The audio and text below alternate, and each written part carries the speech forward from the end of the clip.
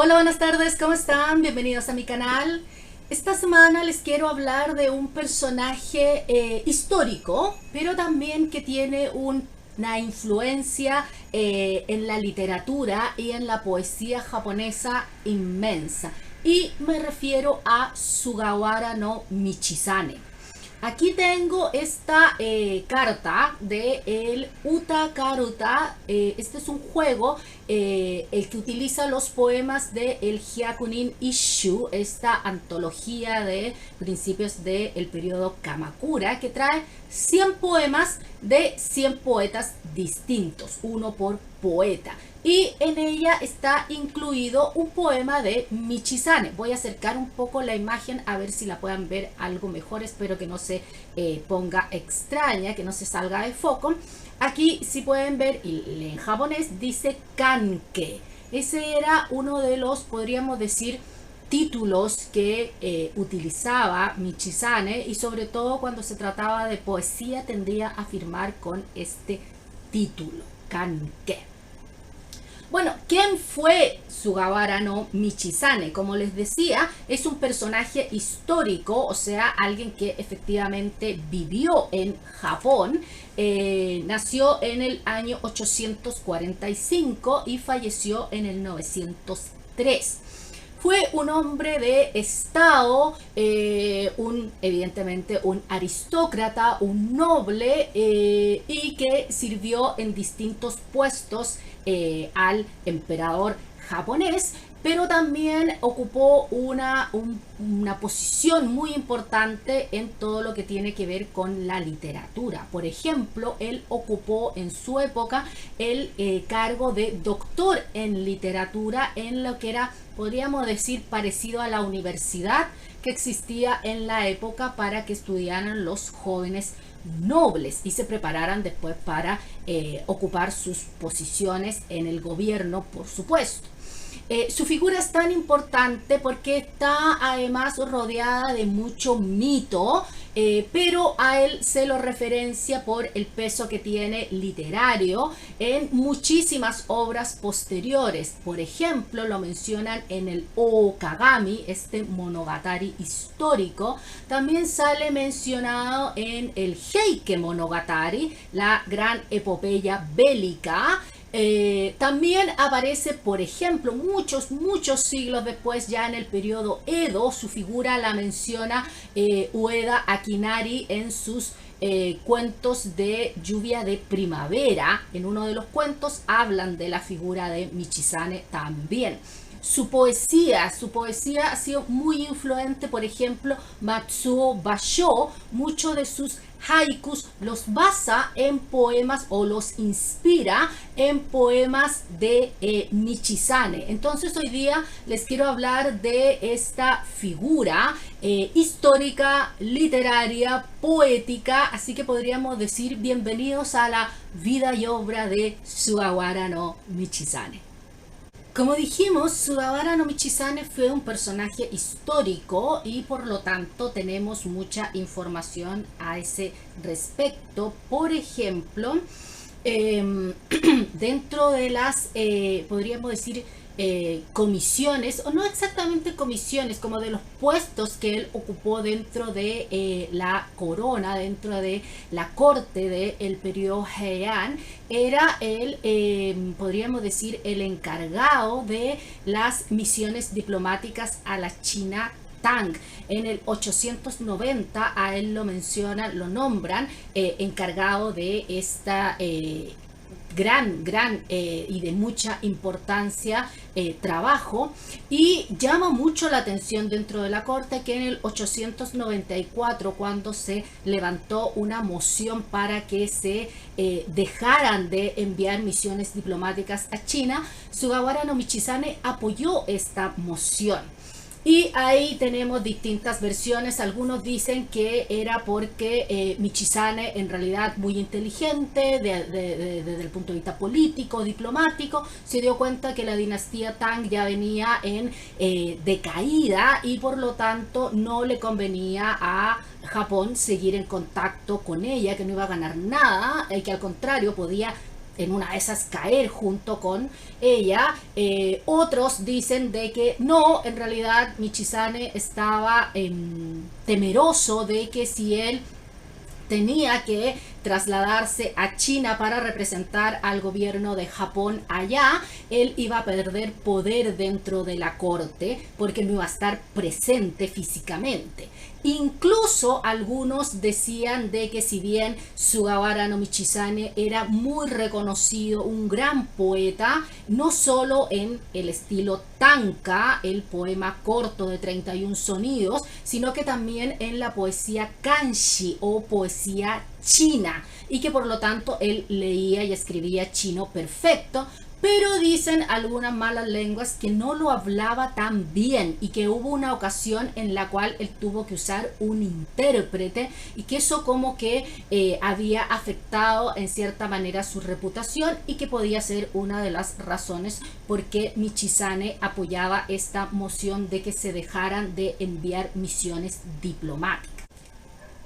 Otro de los conflictos políticos en los que se vio involucrado Sugawara no Michizane es que una vez que deja de reinar el emperador Uda, al que él había apoyado, hay todo un conflicto, como era muy habitual, con la sucesión.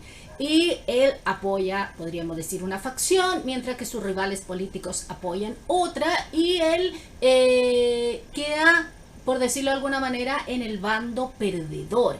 Entonces los Fujiwara, sobre todo Fujiwara no Tokihira, logra hacer unas maniobras políticas y al final a Michizane lo destinan como representante del emperador en Dazaifu. Dazaifu estaba en lo que actualmente es Kyushu, muy al sur de Japón y prácticamente al final de lo que era el territorio japonés en la época. Entonces esto era virtualmente un exilio, porque además a él lo envían junto con toda su familia.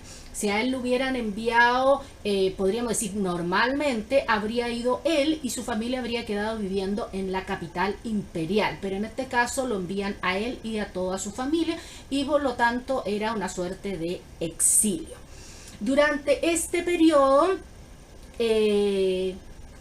Michizane compone muchos poemas en los que se refleja cómo él extraña la vida que dejó detrás.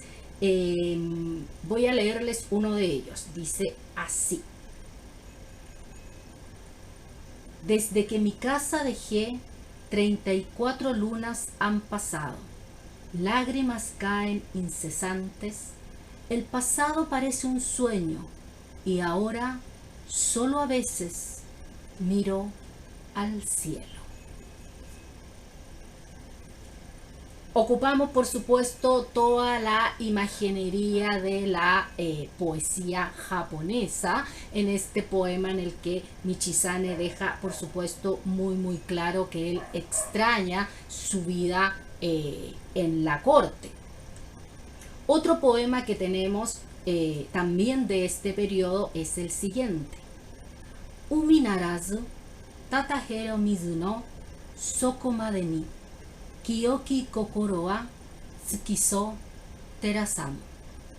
No tan lejos como el mar, pero tan profundo como el agua que lo llena. Mi puro y desconocido corazón se iluminará solo con esta luna. Todos son, por supuesto, poemas muy tristes, poemas que hablan de lo que él extraña, lo que ha dejado detrás. Y ahora entramos a, volvemos a la historia. Sugawara no Michizane está en Dazaifu, en esta suerte de exilio, hasta que llega su momento en que él fallece. Por lo tanto, él fallece en cierta medida en vergüenza, en exilio, como perdedor político, etc. Y resulta que se empiezan a dar, después de su muerte, una serie de circunstancias en la capital. Estaba reinando el emperador Daigo y dos de sus hijos fallecen. También se extiende una plaga por toda la capital que mata muchísima gente. Hay también un gran periodo de sequía. Uno de los edificios del Palacio Imperial, específicamente el que estaba destinado a las grandes audiencias, es golpeado por un rayo que genera un incendio y se destruye todo ese lugar, y entonces empieza a correr la voz en la capital de la maldición de Michizane, que era el espíritu de Michizane, que se sentía que lo habían tratado mal, que lo habían tratado injustamente y que se estaba vengando. Por supuesto, la corona envía a sus adivinos, a sus brujos a averiguar, y se decide hacer una serie de actos para solucionar este tema. Por una parte, se borra de todos los registros históricos la degradación de, valga la redundancia, degrado que se hizo de Michizane en vida y que generó que a él lo mandaran a Dazaifu. Todo eso se borra como si nunca hubiera existido. Se le, por lo tanto, reinstaura su cargo previo. También se manda a construir un santuario a su memoria, y además, un paso más allá, se decide deificarlo.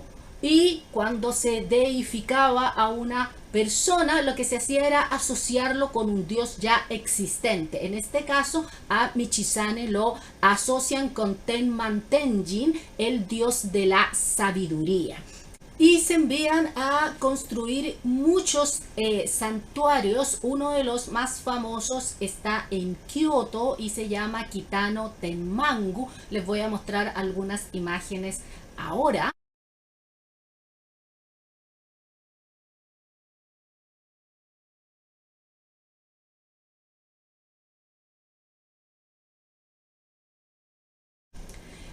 Otra de las historias, podríamos decir, de él es una que aparece en el Taiheike. El Taiheike es otro gunki, otra crónica guerrera, y en este caso es del año 1364, y lo que menciona sobre Sugawara no Michizane es que tras la muerte de este, crecieron así durante una noche en la zona de Kitano, en Kioto, 1000 pinos.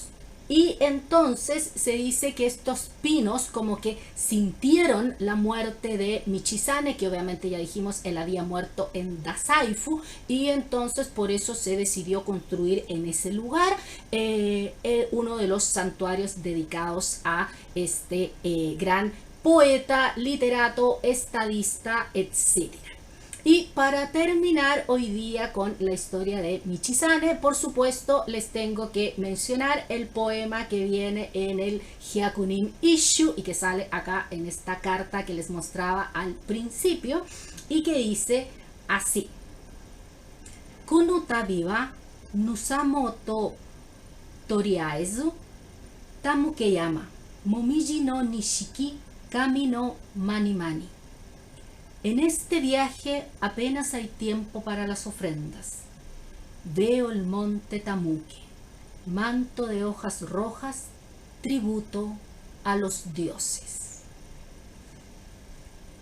Y bueno, con eso entonces terminamos este video que mezcla un montón de cosas, porque les traje algo de historia, algunas anécdotas, también por supuesto poesía, etcétera, sobre Sugawara no Michizane, una de las figuras consulares dentro de la literatura japonesa y que ha sido muy influencial en muchísimos otros autores y poetas posteriores a él. Espero les haya gustado este video. Recuerden dejarme sus like, por supuesto también sus comentarios acá, preguntas que tengan, si quieren hacer sugerencias de qué contenido quieren ver en el futuro.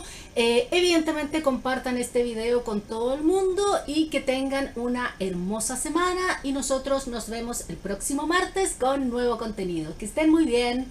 Bye bye.